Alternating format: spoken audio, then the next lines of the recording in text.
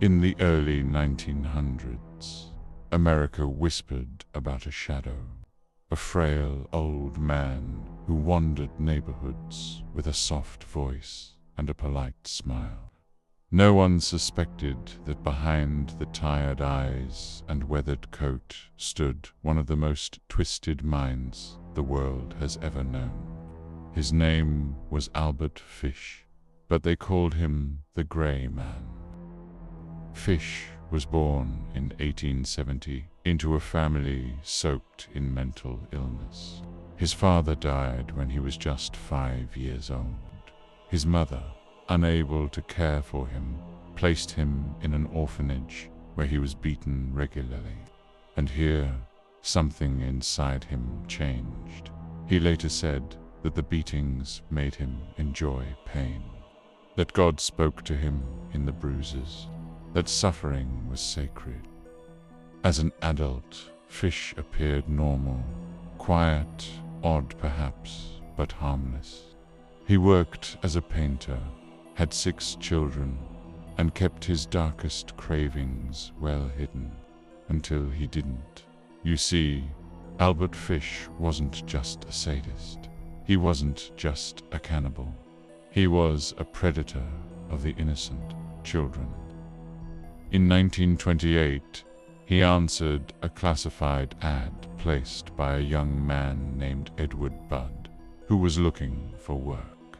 Fish arrived at the Budd family home, claiming to be a wealthy farmer. But his eyes wandered, not to Edward, but to his 10-year-old sister, Grace. He returned days later with a lie. He wanted to take Grace to a fictional birthday party for his niece. The Budd family, trusting this soft-spoken gentleman, let her go. They never saw her again. What happened next is almost too horrifying to speak out loud. 6 years passed. The Budds never found out what happened to their daughter until one day in 1934, a letter arrived. The paper was old, the handwriting shaky, no return address. What it contained was not a confession. It was a testament of madness. Fish described how he took Grace to an abandoned house, how she played on the floor, unaware of what was coming, how he undressed himself, carefully hiding his clothes so he wouldn't get blood on them, how he strangled her. But he didn't stop there. He described in grotesque detail how he cut her into pieces and cooked her flesh over days. He said he ate her body slowly, savoring every bite. And at the end, he added, "It took me 9 days to eat her entire body." He sent that letter to her mother. The police traced the paper to a rooming house and arrested Fish. What they found stunned even the most hardened detectives. He carried a collection of torture tools, knives, meat cleavers, a small saw, but the most disturbing discovery was inside him. An X-ray revealed over 20 sewing needles embedded in his pelvis and groin, hammered into his own flesh. His body had become a shrine to pain. In custody, Fish confessed to multiple murders, some proven, others suspected. He described how he liked to choose children who were pure. He believed that God commanded him to kill, and not just kill. He would beat them with homemade whips, drink their blood, boil their flesh into stews, save their bones.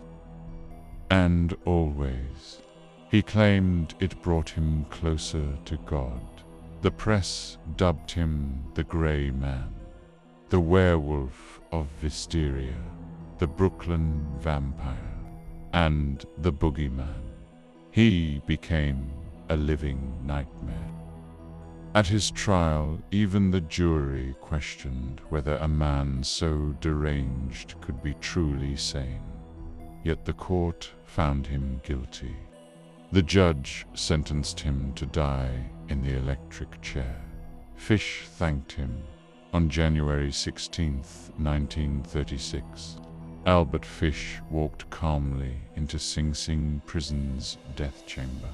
Witnesses say he smiled, that he even helped place the electrodes on his body. When the switch was thrown, a strange sound echoed. His body had so many metal needles in it. The electric current short-circuited. They had to pull the switch twice to kill him, and then he was gone.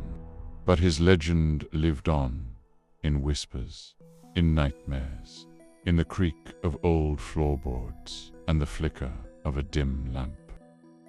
To this day, parents in New York warn their children not to talk to strangers, especially ones who smile too gently, who speak too softly, and whose eyes are just a little too gray, because some monsters aren't under the bed.